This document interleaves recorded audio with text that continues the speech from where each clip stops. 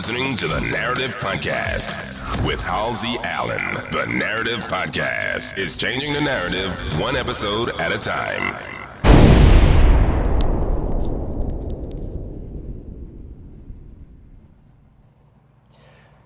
Hello. Welcome to another edition of the Narrative Podcast. The Narrative Podcast is the home of original people peace, original people reciprocity, and original people positivity. And I am your host, Halsey Allen. Welcome to the Narrative Podcast. Welcome all my narrators. Welcome.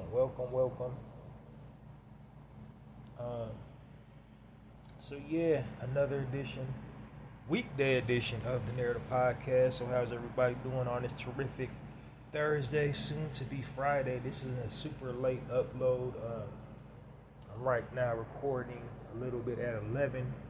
When I get it back, shared back on the social, it'll probably be a little bit after midnight, so early Friday. But technically, this is a Thursday episode.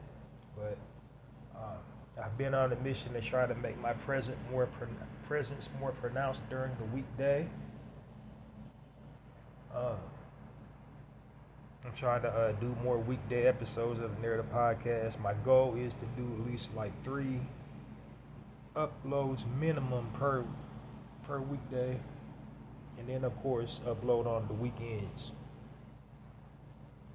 Now, those unfamiliar with me and my platform, what I typically do,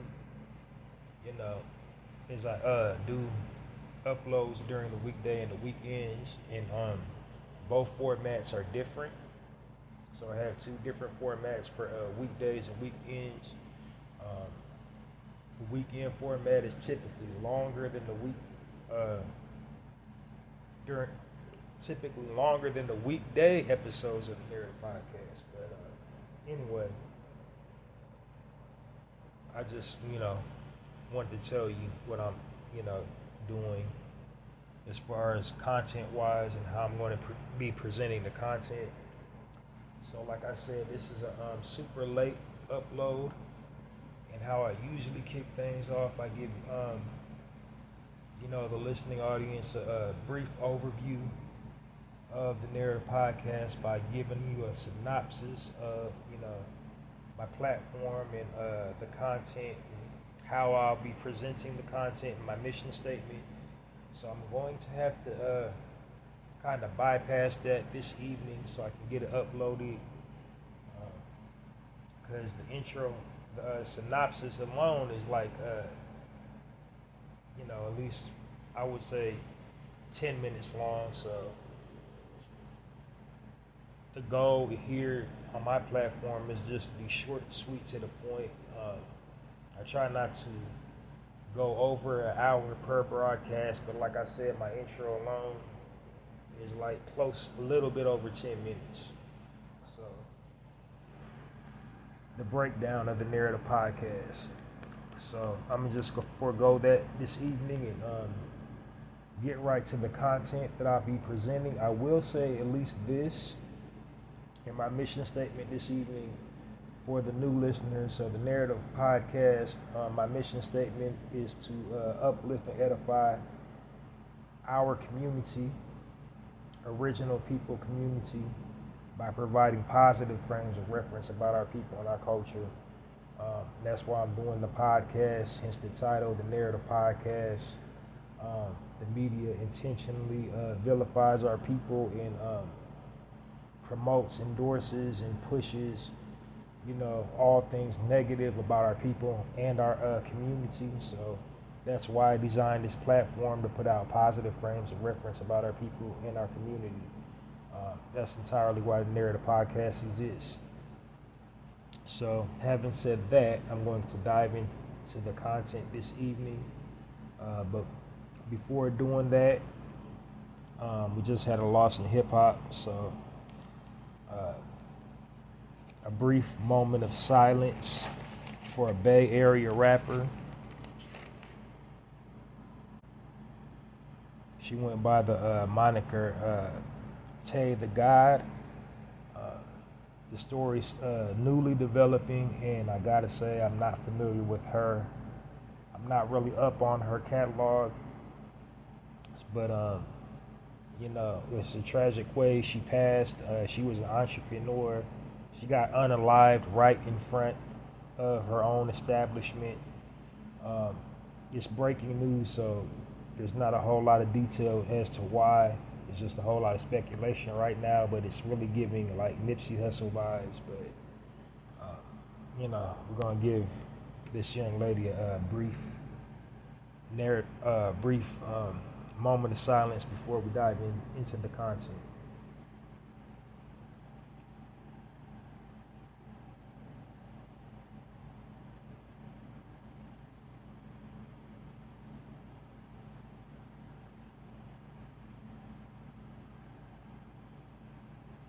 And then pardon me, I said Tay is Tan the guy. Tan, I was saying Tay.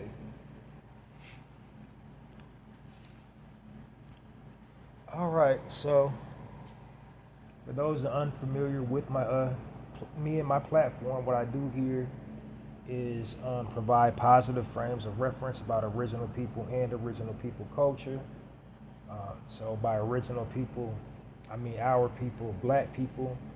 I usually give an explanation of why I refer to our people as original people and the breakdown of the Narrator podcast. But like I said, this is a late upload, so just trust me.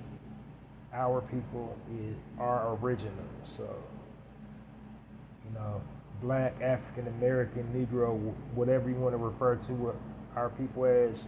At the end of the day, we're original. We're like originally indigenous to this world. Everywhere on the planet, there was a large concentration of us who was here like 5,000 years before everybody on the planet.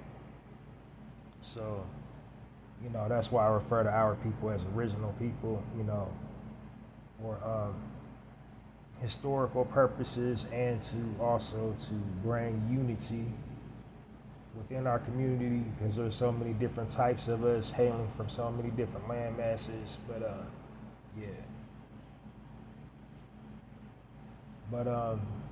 so during my weekday episodes of the Narrator podcast, so like I said, my entire platform is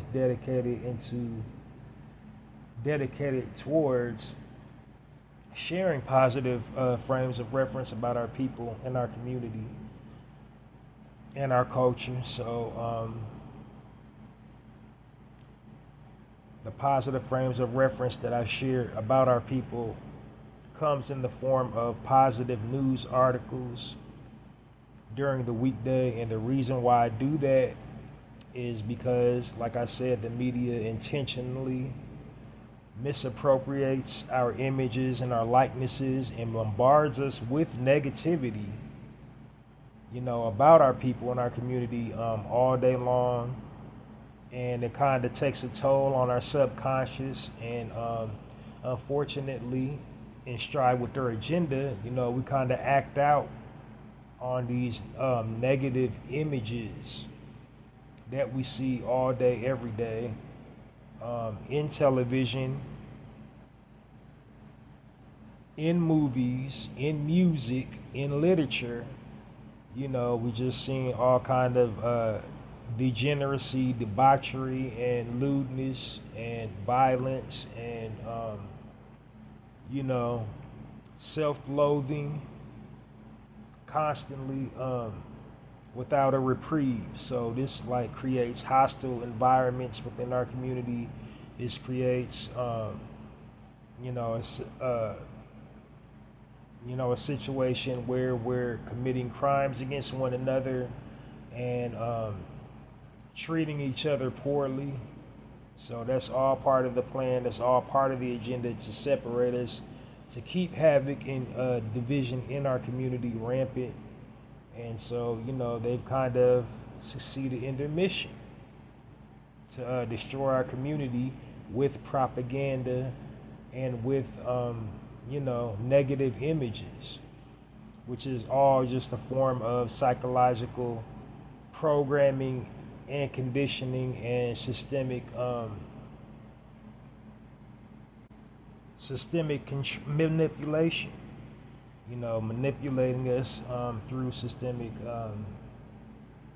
oppression. So, this is just a big plot to desensitize us towards violence and desensitize us to degeneracy, making us perceive, unnatural, unnormal things as normal. We like culturally will accept, the dysfunctional, toxic things that happen in our community as normal because it's always being projected at us either in, television, movies, advertisements, music, literature, you name it.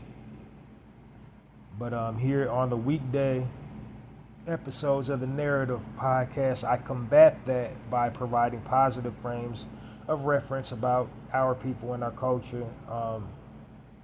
And one thing I did forget to cover in my mission statement, here I also try to encourage the listening audience to share positive frames of reference about our people and our culture, and also bring awareness as to why it's important to do so. So, But anyway, having said that, I'm going to go ahead on and dive into my positive news articles for this Thursday weekday edition of the Narrative Podcast.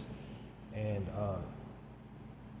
I also deliver social commentary about, anything happening in the world, either globally, nationally, or just something right out of our community, any, hot button topics or trending subjects.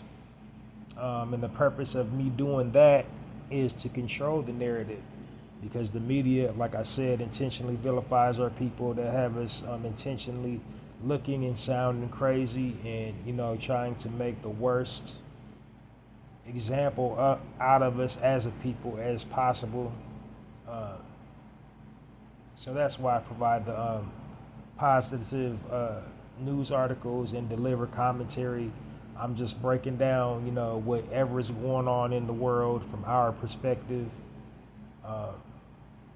what that means to our community, and, how we should, interpret that as a people, whatever it is, whether it's, like I said, nationally,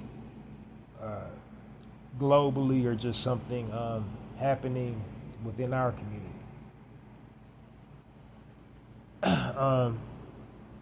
So yeah, without any further ado, I'm going to go ahead and dive on into the first positive news articles today on the Narrative Podcast. So the first article of the weekday edition of the Narrative Podcast, the headline reads, Black teen becomes first driver with autism. And the young brother's name is Armani Williams. Armani was diagnosed with spectrum autism disorder and considered nonverbal at the age of 2. He started go-karting at the age of 8 and joined the National Competitive Go-Kart League. He won several tournaments for the league that he joined. And this is not the whole article. I just, I broke it down, and these are the highlights of said article. I made bulleted points, like the most relevant parts of the article. Because if I went to, broke it down in its entirety, it would be well over 20 minutes. But essentially, this young man has been diagnosed with autism, and he's made it his life goal to bring awareness to people who suffer from autism. They've been stigmatized, clinically diagnosed as not being able to become fully functional, capable members of society, without having to live independently on their own. They would have to, have assistance or whatever. So he's utilizing his platform to be an example that you can be autistic and still do normal things and have a normal, air quotes, normal life. Now, I will tack on this little social bit to that. The powers that shouldn't be, when it comes to our children, what they tend to do is they intentionally diagnose our children with mental disorders and learning disabilities at an early age. Because again, like I said, it's part of, the systemic programming and conditioning. It's the inherited agenda to, destroy our people from the inside. So they put that negative thoughts in your head at an early age that you can't, achieve, that you can't live a normal life. So they try to start us out with the handicap. Pardon the pun, but they plant that negative seed, and special needs, for the most part, as it concerns to our community, is a big finesse in the public school system, because what they tend to do is they just kind of randomly select brown children and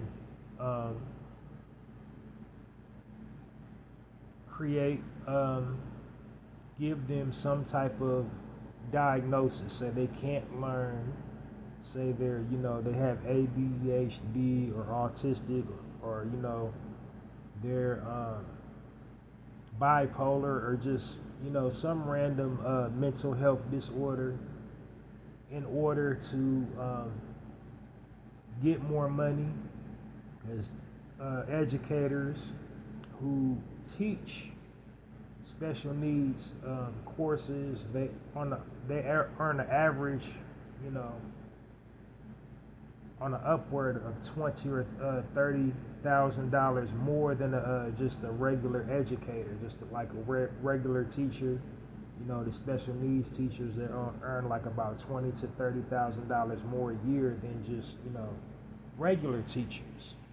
So that's one reason why they do it, to give the teachers, so they can give themselves raises, earn more money, and then also to acquire more resources for the budget, so they can stretch the budget farther, like buy computers and other learning tools that the school may need, interactive modules, field trips, equipment for different clubs, after school activities, and auxiliary I'm still tripping over the word. You know what I'm trying to say. After school activities, auxiliary. Damn. That word is kicking my ass, but you know what I'm trying to say. Like, for activities after schools, auxiliary.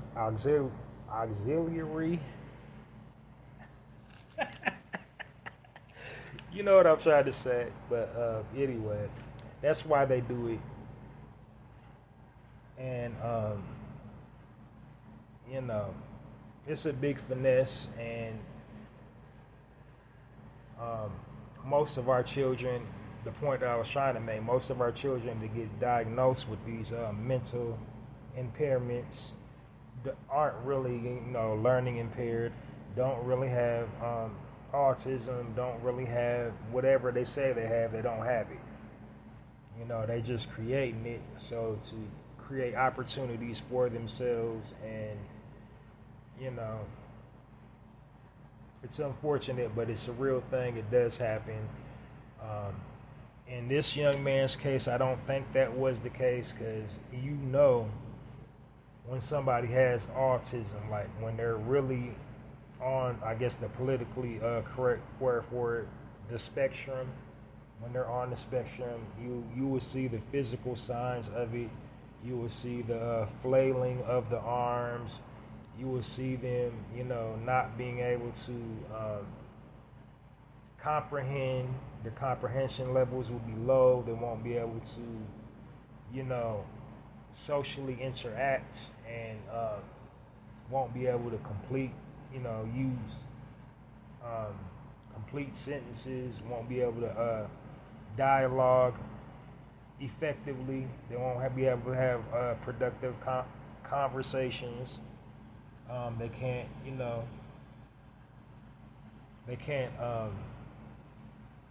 basically fill the room out. They don't know how to interpret body language. They become very hostile really quick. If if you have an autistic, family member or friend, you know about all the symptoms that comes with that. So,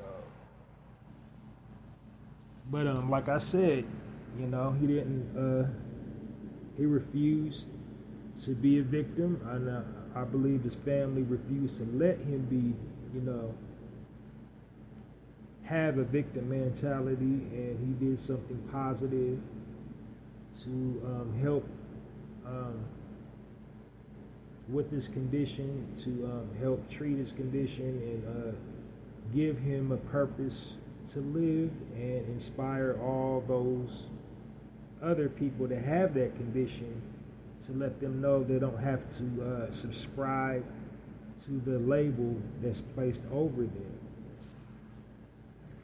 So if you want to know more about what Armani's up to, you can head on over to www.teamarmaniracing.com or follow him on IG on Team Armani Racing. Let's give a warm Narrative Podcast round of applause for our young brother, Armani Williams.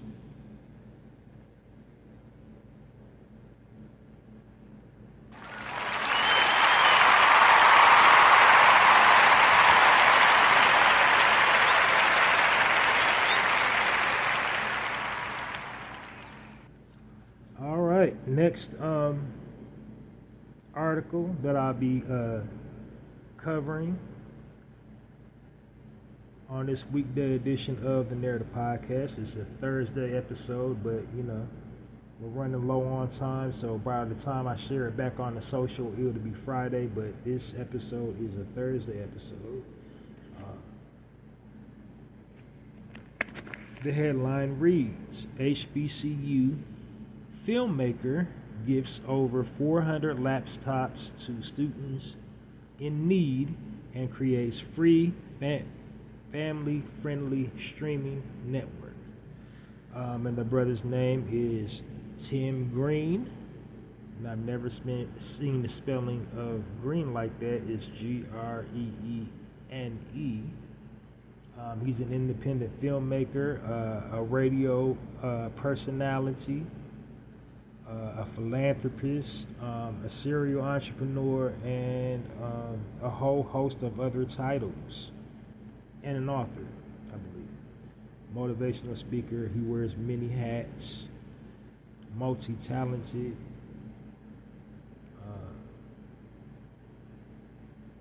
So Tim, he started his journey early. He also, is a gifted tennis player.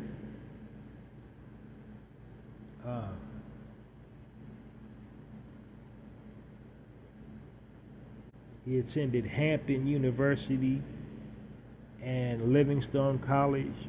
He attended Hampton University, where he earned a bachelor's degree in business management, and he also minored in communications at Hampton University. And then he also is a CEO and creator of a program called Next Kids Worldwide, and that's a program designed to provide positive frames of reference to children. Now, this particular nonprofit organization is extended to all children from all walks of life worldwide, but it's especially focused on our children. But he started this nonprofit organization, kind of like similar to me, while I'm doing this podcast to combat, negative content. Because I don't think anybody can deny all the negative images and disturbing audio that our children are privy to living in these days versus any other era. We're glorifying gangs, we're glorifying drug dealing, drug using, debauchery, and some choice lifestyles.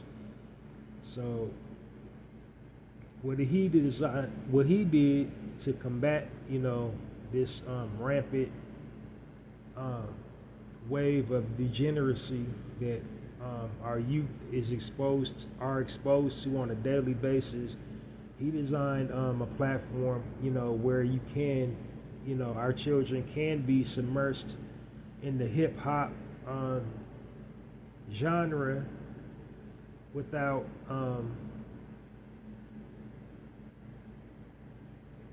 glorifying all the negative things that's going on in the world. So basically he's teaching them you can rhyme about positive things, you can rhyme about having good grades, you can rhyme about performing community service, like doing things for the community, cleaning up the community, doing nice things for elderly people, treating each other good, being a good friend, being a good child, respecting your parents, respecting your elders. That's the type of things that he teaches with that nonprofit organization. Just early year learning fundamentals for children, and he does it. He puts a hip hop spin on it, so it's like it's fashionable, it's cool, and it's not preachy. And I'm not gonna lie, when I went to the website, it's actually, the way they're rhyming is like in the cadence of, anything like all the hip hop on the airwaves now. They're rhyming in that cadence, that So it's like with the times, and it's not, like I said, it's not, preachy, and but it's definitely teaching them morals and values and how to respect themselves and how to respect others.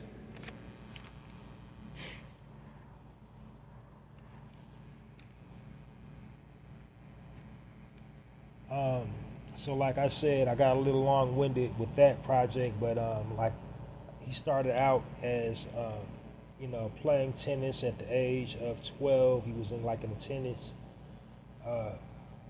some type of a tennis camp. He was the ball boy for Arthur Ashe and John McEnroe.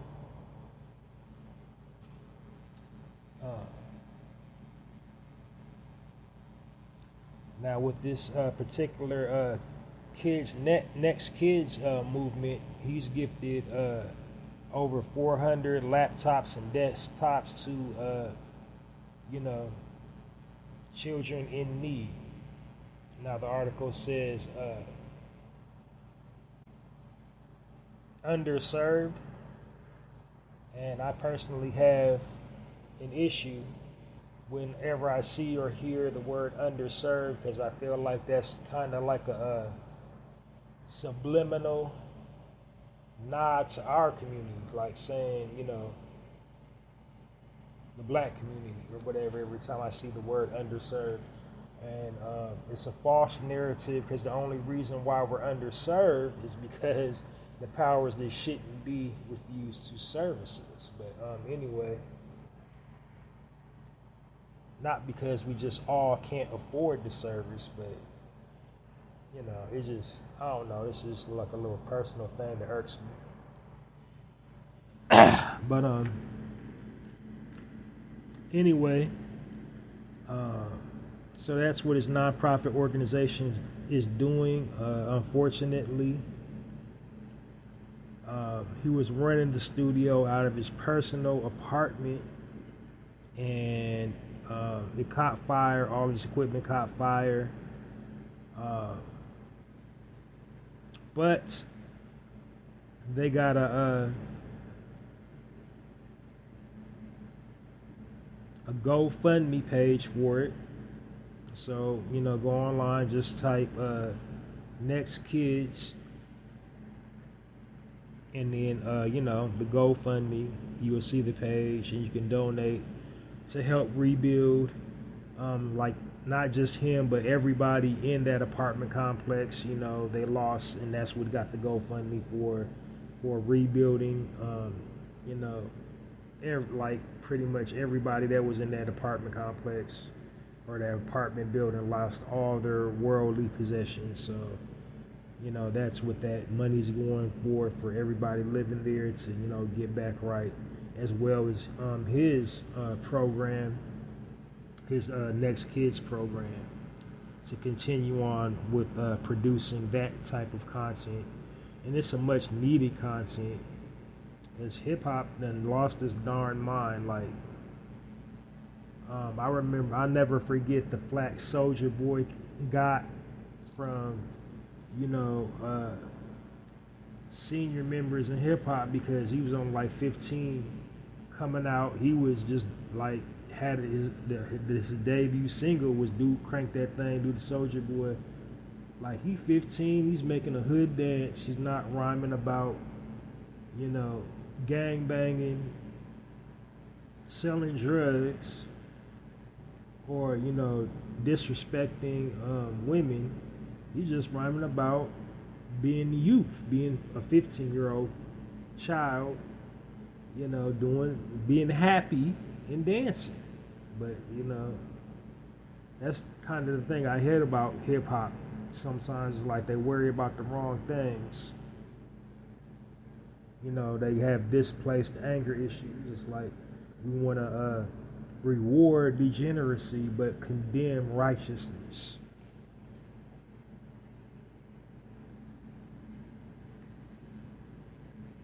All the degenerate people, they get sponsors, and they get, top billing and award shows, just everything you shouldn't give somebody that has low moral fiber. They get everything, but somebody like that actually has a socially conscious message, somebody putting out songs that you can actually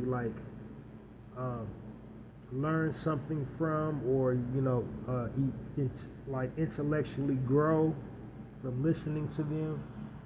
Like, they're really hard to find. Their type of work is hard to find. It's like literally trying to find a needle in the haystack to find good hip hop these days. But they'll promote the heck out of, people talking about unaliving people, selling drugs, using drugs, being in toxic relationships, debaucherous sex, and just, lewd, crude activity. But anyway, I got a little long-winded and off-putting, but I'm just saying the state of it right now. If you would like to know more about, what's going on with his movement, you can message him directly at 123@gmail.com. Or, he's a motivational speaker as well. And if you would like to, book him, if you're a podcaster like me, if you want to interview him or book him for an event or have, media inquiries, contact Michelle Wilkerson at 404-229-7641 or email her at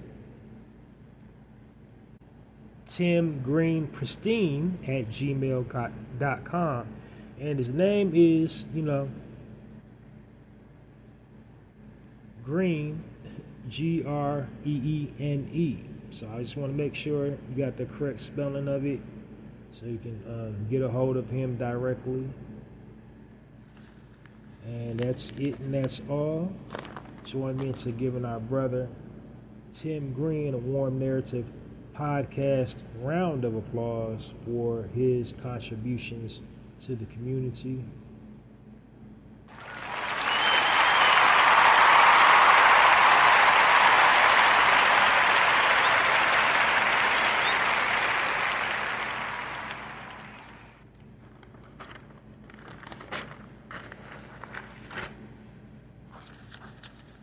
And I just only got 3 articles this evening because, like I said, it was a super duper, I actually had more bulleted, like I took a whole bunch, but, because this super duper late upload, I'm going to just do 3, and I might hit you in a few more hours with some more for Friday edition. And then, of course, join me this weekend for a full edition of, the weekend edition of the Narrator podcast. But, I think this is it for this Thursday edition of the Narrator podcast, weekday edition. Next article, the headline reads, 41-year-old mom from poverty becomes first millionaire in her family. And the sister's name is Rachel Rogers. Rachel Rogers is a serial entrepreneur, a CEO, motivational speaker, philanthropist, wife, mother, and a whole gamut of other titles. So she started off, life was rough. She lived in the trenches. She comes from a low-income family. She had been low-income her whole life, so public school system, reduced lunch, free lunch, all that. Section 8, public housing. That's where she's from. She pretty much grinded her whole life, worked all kinds of, fast food jobs. She served, the last 2 administrations before she created her nonprofit organization she has now.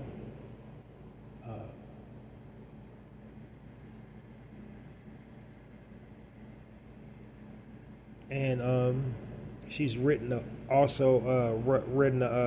best-selling book, and has a website dedicated to entrepreneurs, and it's called. And the company's name was called. The company she designed is called. Hello 7, and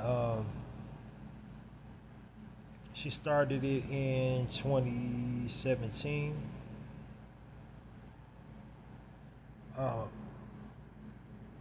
And the website features the modules on the website.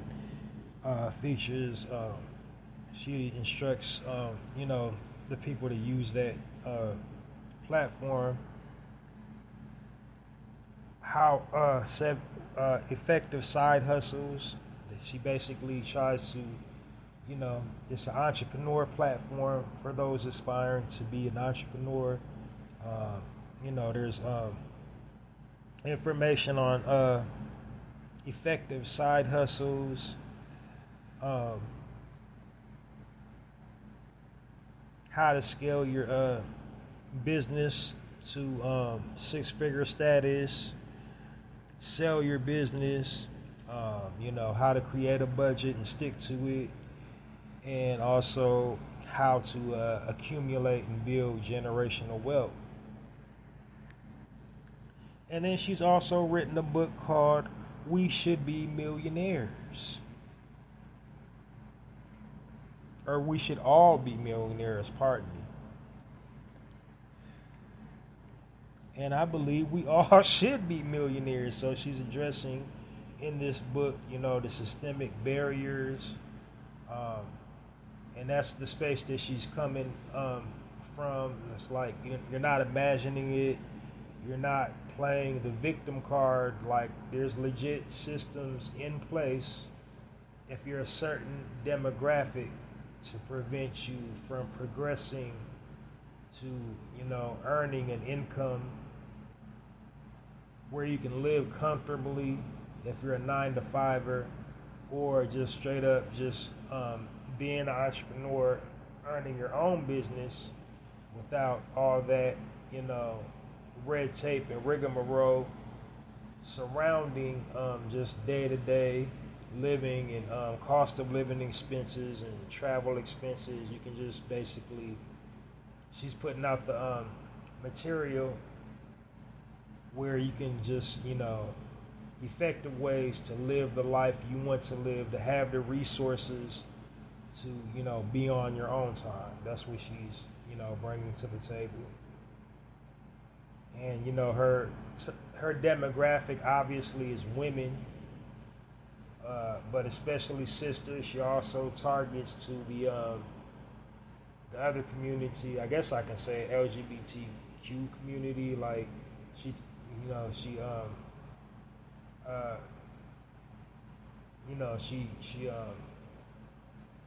services that community as well. I was struggling with what I was trying to say, but she's a married woman, so she's married to a man,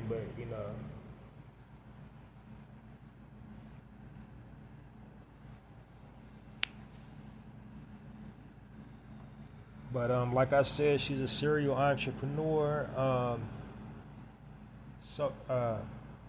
social activist, social media influencer, motivational speaker. She wears a lot of hats.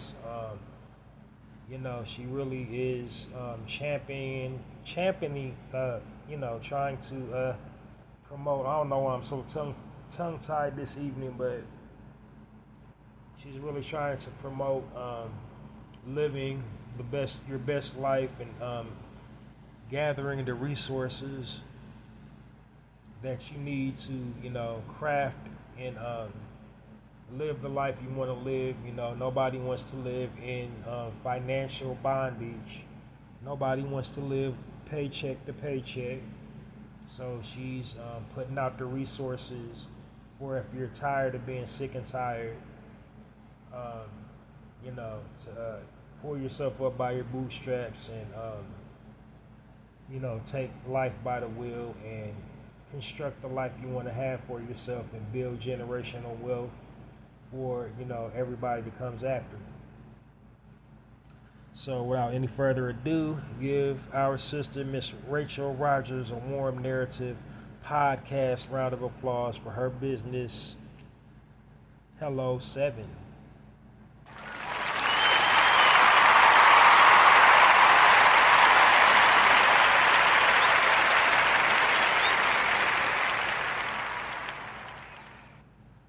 Alright, I got a couple things I want to talk to before I wrap this thing up.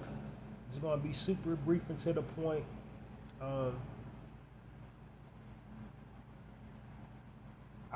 already told you why I do the social commentary, just to put everything in proper context and perspective, from our perspective, original people's perspective, because the media intentionally vilifies us and they try to, just go out of their way to have us looking and sounding all types of crazy. So if history hasn't taught us anything, it's taught us this. If you don't tell your own story will be told for you, and that's what the media is currently doing. They're telling our story for us, and they're telling a really bad story.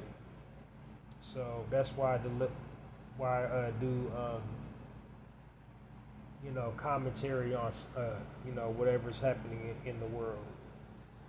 So I just got a couple things I want to touch very briefly on.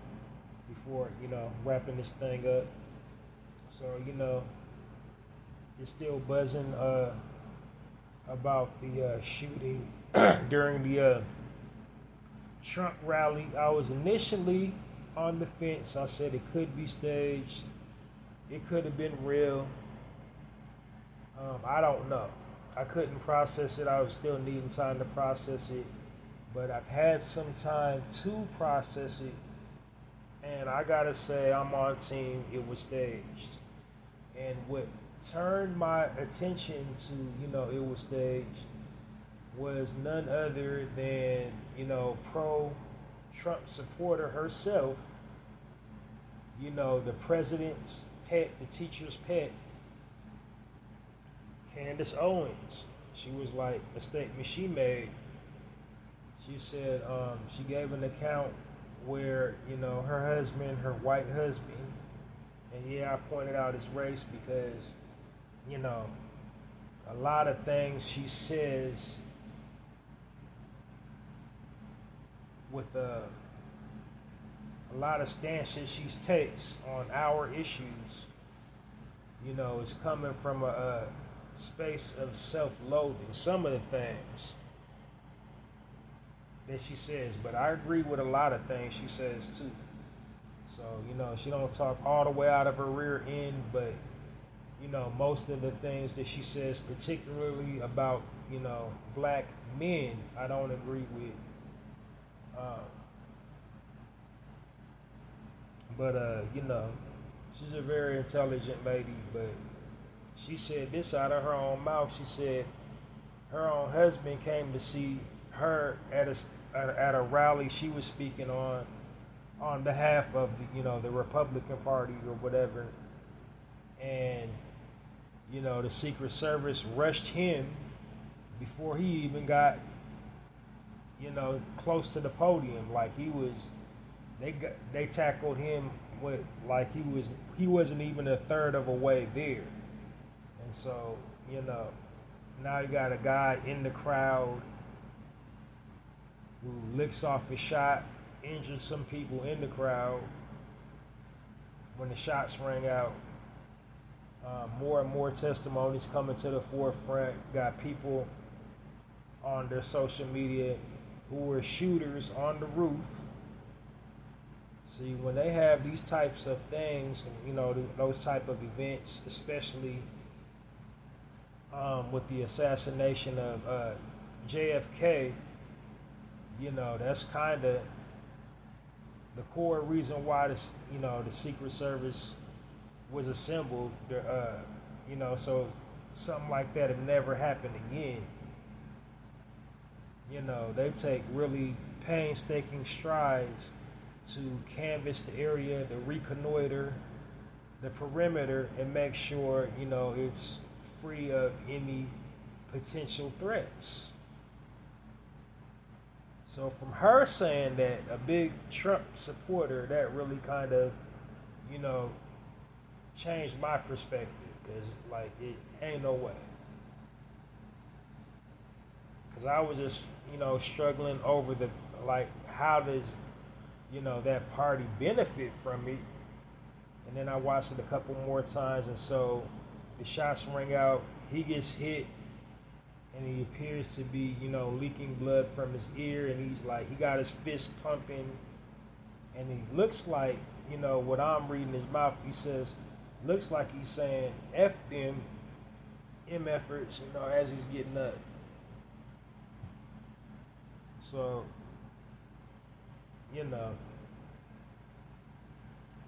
still kind of hazy why they would go through such pain,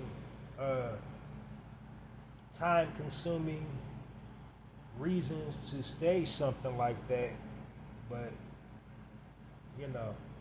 my perspective's changed. I believe it is now. I now believe it's staged. I still don't know the motive behind why they staged it, but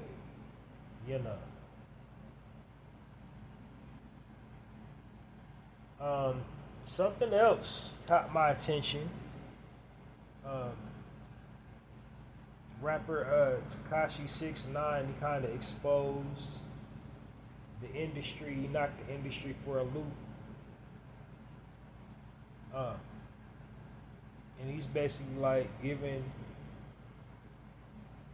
um, his account on, why there's such trash in hip hop. Like you can legitimately buy your Billboard status.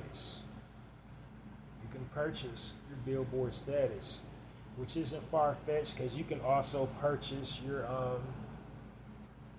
star on the Hollywood Walk of Fame. So a lot of these people, so when you're doing the math in your head and you're wondering why these untalented people have stars on the Hollywood Walk of Fame, how some like don't deserve it, because when you go and look at their body of work, it isn't, it's not adding up. And when you go look at the body of work of a whole lot of new artists, the talent is not there. The personality, okay, now hip hop, well, you don't have to be talented to be an MC no more, to be an artist anymore. You don't have to have raw talent anymore. You can just hire some writers and be gifted with, rhyming what they write for it. Have, whatever the ghostwriter writes for it. But to be a successful artist in with that, you have to have an it factor about you. You have to have something that makes you stand out. Like when somebody looks at you, they know you're different immediately. And a whole lot of artists, they don't even got the it factor going for them. Like, when you look at them, they just look regular schmegular. Like there ain't nothing, that separates them apart look-wise. So not only can they not rhyme, they don't even look like, a celebrity. They don't have that star quality about them, that star quality look. Their drip ain't put together nicely. They don't. If I see, that person in the hood, they just look like regular people. Like they don't even have no breakout signature looks anymore. On top of not being able to rhyme, not being talented MCs.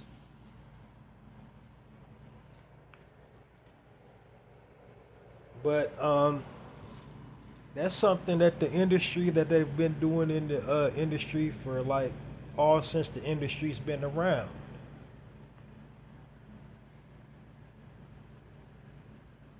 Some new stuff that I seen that kind of cement that point is they have what's called streaming farms.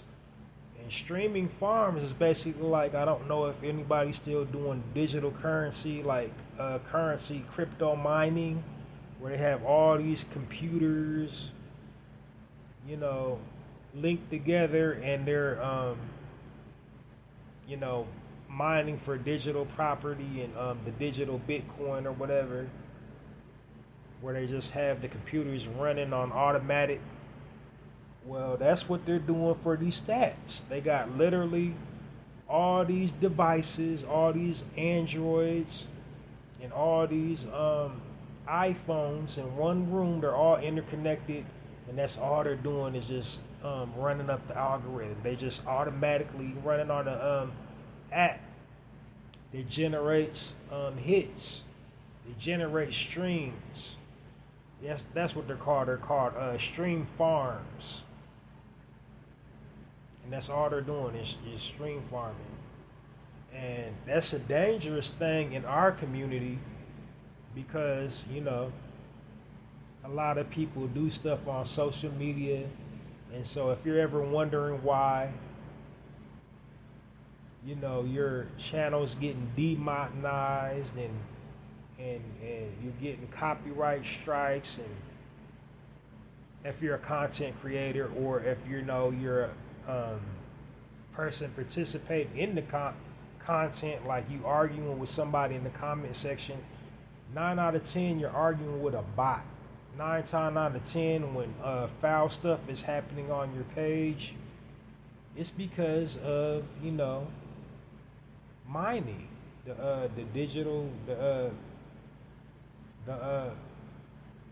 streaming farm, the stream farm.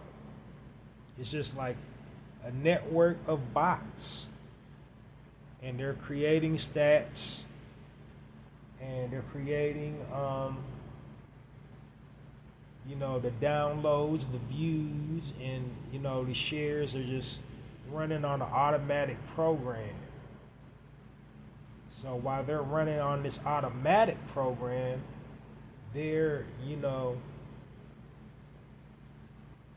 psychologically programming us.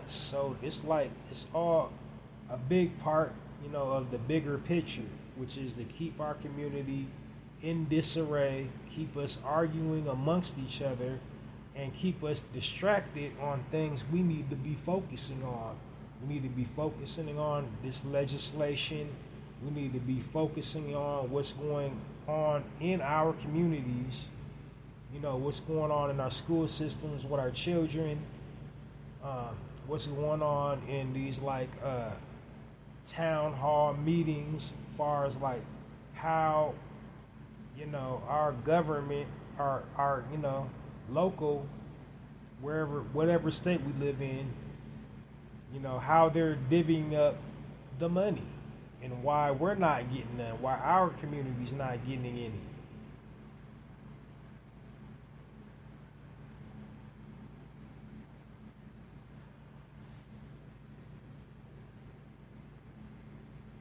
And if we do get something, then we got to be attached to another community. We got to be attached to, the Asian community or Spanish community. We can't have nothing just exclusively just for, Black Americans.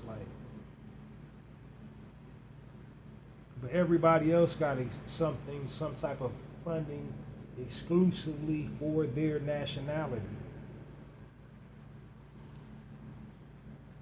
But we got to be linked to other people. You see?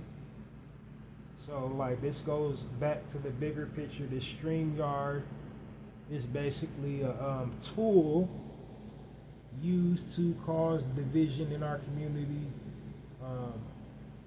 because hip-hop is interwoven into the fabric of America. So they're driving up, fake sales, promoting these industry plants with these fake messages, because these artists, they're for sale,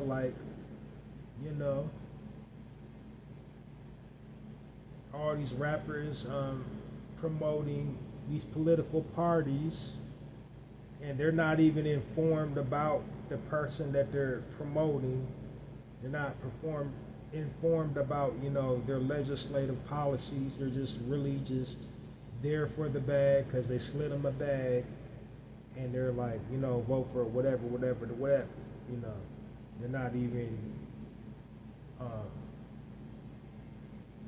knowing the ramifications of their endorsement to said whatever party that they're promoting.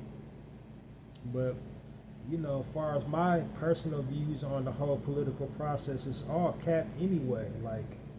Democrat, Republican, grassroots, conservative, liberal, whatever. All that stuff is some BS. All that stuff is cap. None of those parties mean our community well. None of them have our best interests at hand. So if you're a voter, if you're out there voting and you're following all these candidates, I would say if you really believe in the air quotes, the process, not to be, swayed by endorsement of rappers or entertainers, period. Just really be focused on the facts and don't put emotion into your choices. Look who got something tangible in it for us before, deciding on whatever you decide on. But those bots are something else, man. They're keeping all kinds of havoc circulating in our community. I will wager bots are behind, rappers being unalive. Because, people, they get misconstrued on social media. They have these bot programs running. The artists that have their own Facebook or their own Instagram or their own X account, and it don't even be them. It just be bots, uploading their tour dates and, going at other rappers, and like it's not even actually them, is what I'm saying. And now they're in a life and death altercation with another artist, and they didn't even say nothing. It's just like that program saying stuff.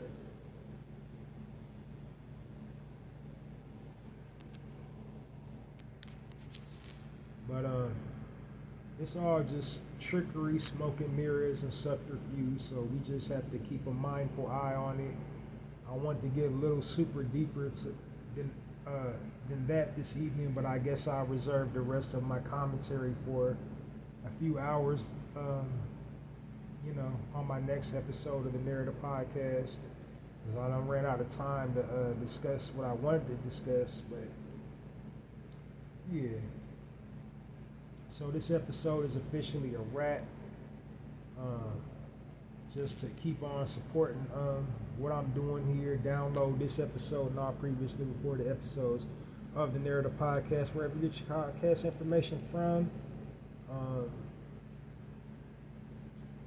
The best way you can support me is follow me either on X or YouTube. I have a YouTube channel. I'm Halsey Allen on YouTube. Subscribe to my YouTube channel and click the notification button, notification all, and you will be alerted every time that I upload an episode of the Narrator Podcast. You will be notified immediately every time a new episode of the Narrative Podcast debuts. Also X, I'm not too proficient with X, but this platform that I'm broadcasting from automatically uploads to X2 as soon as I'm done recording. So follow me on X. I'm Halsey Allen on X. I stay good at Halsey Allen on X. And you'll be notified with the latest episode of the Narrative Podcast. And like I said, download this episode and all previously recorded episodes of the Narrative Podcast to continue supporting the platform. And thank you to all that has been supporting the platform. Some other things you can do is also click the heart-shaped like button. They got a little heart-shaped like button. You can click that. Help with the whatever, with the algorithm. And then also comment. I have a comment box. You can just leave me something, some type of feedback, a suggestion which you would like to hear more of, or if I'm doing something right, let me know I'm doing something right. If you want to get interviewed, if you want to, have a conversation, want to get interviewed, or got ideas of who I can interview, put it in the comments. Let me know something. If you got a comment box, comment. On my podcast episodes. And then of course, you can share. They got the little three buttons. Click the little three buttons and share, my podcast episodes to whatever platform that you like to be on, Facebook, X, Twitter, whatever. But share it also. Next order of business, I have a personal poetry blog on blogger.com called hallziespoetrycorner. What that is an amalgamation of poems that I spontaneously write in the moment. It's just a collection of my poetry, and the thing that makes it so unique, like I said, they're spontaneously written in the moment, but the poems are so intentional and detailed and specific it creates the illusion of, pre-writing. Like I thought about what I was going to write. I thought about the topic and the subject matter and all that, but that's just quite the contrary. I did not have any cognitive thought about any of the poems that I posted, but they're all, like I said, they're super specific, super detailed, and that's just like, that's rare talent. It's not, you don't see too much of that. Another unique thing about it is all the poetry on that blog is featured for everybody. I have a dozen or so poems on there specifically featured for our community, the original people community, but for the most part it's for everybody. Anybody that likes poetry, you're guaranteed, if you visit that site, you're going to guarantee to relate to a piece of poetry, like a portion of it or the whole poem itself is going to relate to you in whatever you're going through and experiencing in life. So it's relatable poetry is what I'm saying. Really adaptable and really inspirational and motivation. So go check that out. The name of my poetry blog is called hallziespoetrycorner, and the address is www.mrhallziesblogs.com. And the way you can support, my poetry blog is to visit the link and share the link, www.mrhallziesblogs.com, or a poem featured on the blog site to, whatever platform that you like, across all platforms, whatever platform that you're active on. I would just say, if you have a visual platform such as like YouTube or TikTok or IG, you probably would want to, shout out the blog, Hallzies Poetry Corner, or if you've read one of my poems, a poem that you liked, when you're in front of the camera, go check out this, whatever poem that you like on Hallzies Poetry Corner, and then, tell the link, www.mrhallziesblogs.com. So basically what I'm saying is, like, you might have to do a promo for the poetry blog to, endorse it. If you got a visual, I'm just saying if you got a visual platform, but for all the other platforms like Facebook and Pinterest and, just where you share like actual links to blogs and whatever, just share the link to all those. Last order of business, last thing I want to promote is my book of poetry. I've written a book of poetry called The Black Card, and it's available on poetizer.com. If you're unfamiliar with poetizer.com is basically an online community for novice writers, specifically for poets, because it's in the title, it's in the name, poetizer.com. But they cater to all genres of writing, such as novels, people that like to write books,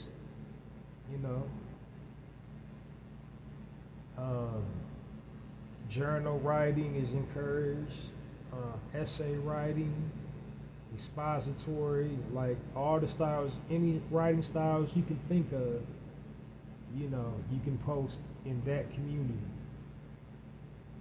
But, it's geared specifically for poets. So it's for any, novice writer that doesn't have a lot of experience. That's the community for you. You're looking to take your writing to the next level. You're looking to get published. That's where you would start. That's what that community's for people trying to, get a professional start in writing.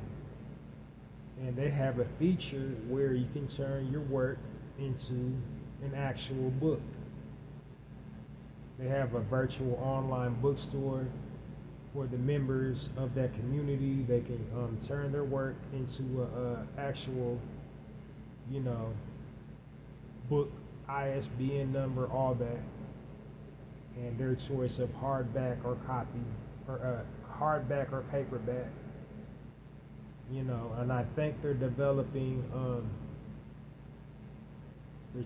They're in the process of developing, you know, digital books as well and audio books as well. But for now, they just got the hardback and the paperback options. But you know, you can pay a little extra for illustration and all that.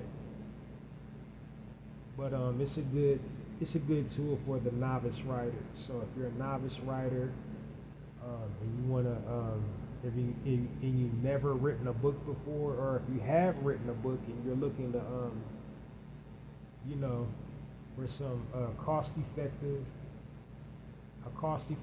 platform to, you know, write and distribute your books, poetizer.com, that's the site for you. But I have a book of poetry on there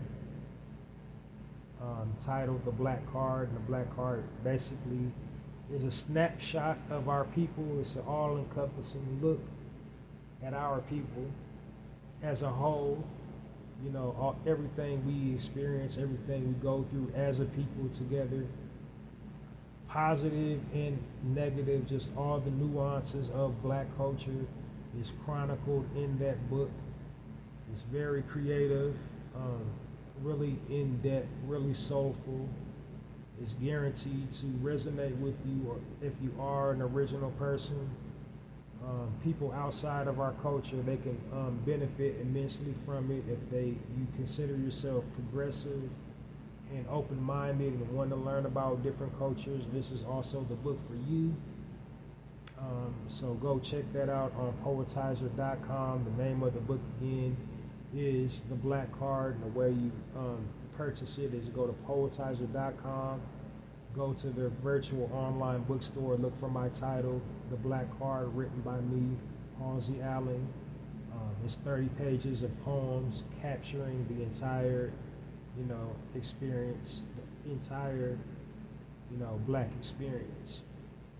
So go check that out. Go check it out today, or get your Black Card revoked. And that's it, and that's all. Thank you all for listening. I'll be joining you again in a few hours. I'm still trying to, you know, work on, you know, making my presence more pronounced during the weekday. So the goal is to try to do at least three episodes minimum during the weekday, and of course my weekend episode. But yeah. I'm definitely out of time. I started recording around 10-ish. Now it's well after midnight. So join me again next time for another episode of the Narrative Podcast. And remember to download this episode and all previously recorded episodes of the Narrative Podcast. That's it, and that's all. Join me next time. I'm sending you love, light, healing energy over, you know, everything you got going on in your life right now, your finances, your family, you know, you yourself as a person. And, you know, we're all connected to the greater good. You know, we're all family, and we all have a stake in this. You know, it takes teamwork to make a dream work. We're all, you know, one community, and we're all striving for the same goal. So we need to love each other and, you know, change this false narrative about our people and our culture. So I'm Halsey Allen. I'm changing the narrative one episode at a time. I'm asking you to help me in my mission to change the narrative by becoming a narrator. And while I'm changing the narrator on my end one episode at a time, as a narrator, you can help me change the narrative on your end one social media post at a time. Until next time, Halsey Allen and the Narrator Podcast, signing off, and it's like that.